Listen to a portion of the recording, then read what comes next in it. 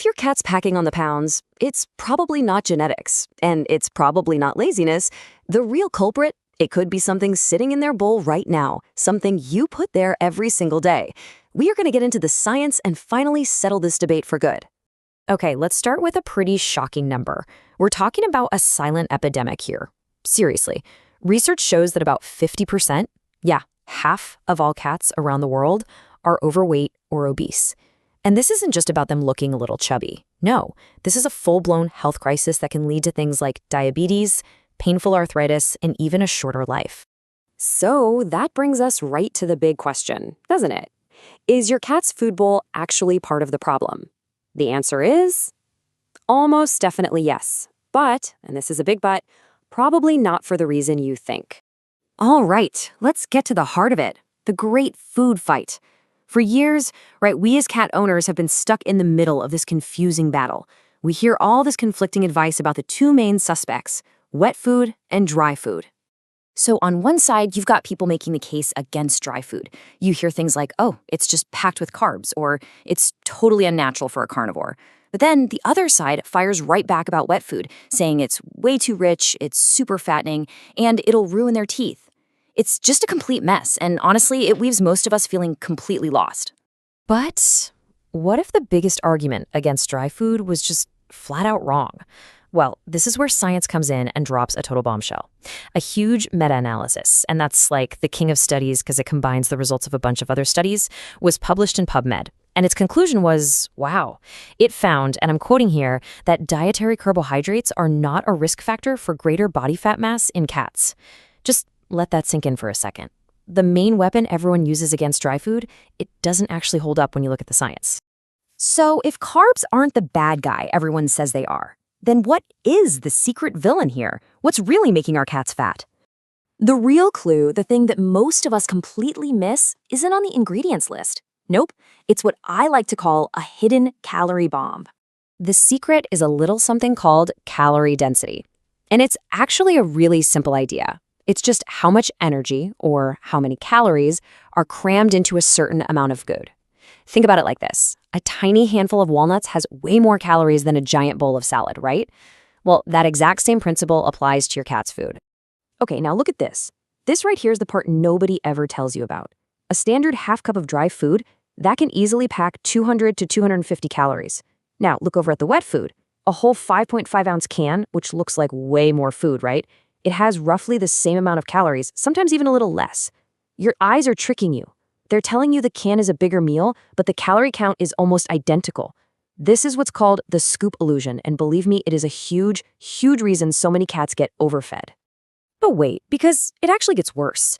Research shows that the feeding guidelines printed on the back of most pet food bags, they can overestimate how much food a typical indoor cat needs by a staggering 30%.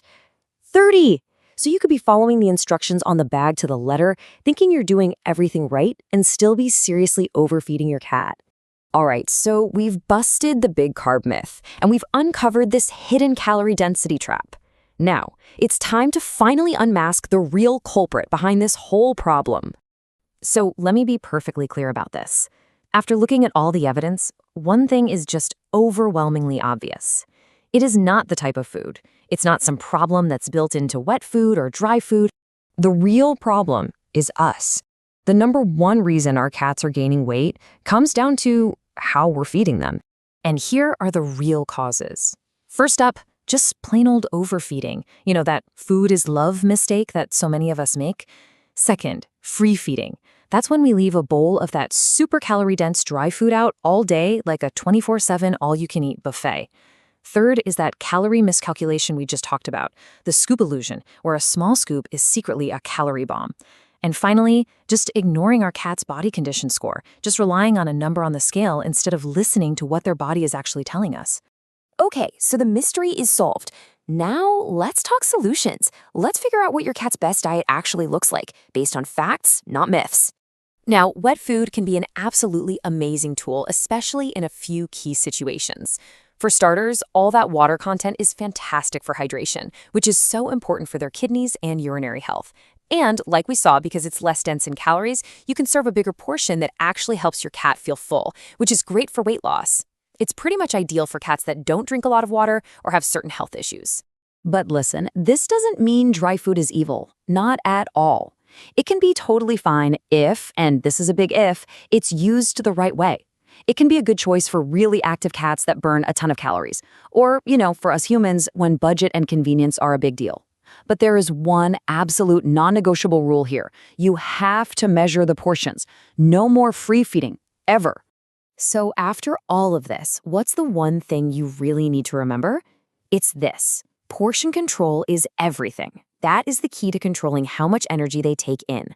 It's not about wet versus dry. It's just about calories in versus calories out. That's the whole ballgame. All right, so let's get practical. Let's put this into action with a super simple 3-step plan that you can literally start tonight. Here we go. Step 1, measure everything. Seriously, throw that plastic scoop in the trash. They are wildly inaccurate. Get a simple kitchen scale. It's the single biggest change you can make, I promise. Step 2, create meal times. Ditch the all-day buffet for good. Feeding 2 to 4 small, measured meals a day is way more natural for them, and it gives you complete control. And finally, step 3, learn what a healthy body feels like. Don't just trust the number on the scale. Ask your vet to show you how to feel for their ribs and look for a waistline. It's a way better sign of a healthy weight than any number. And that's it. I'm going to leave you with one final crucial question. After everything we've talked about today, knowing what you now know about calorie density and how we feed our cats, what is the one thing you are going to change about feeding time tonight?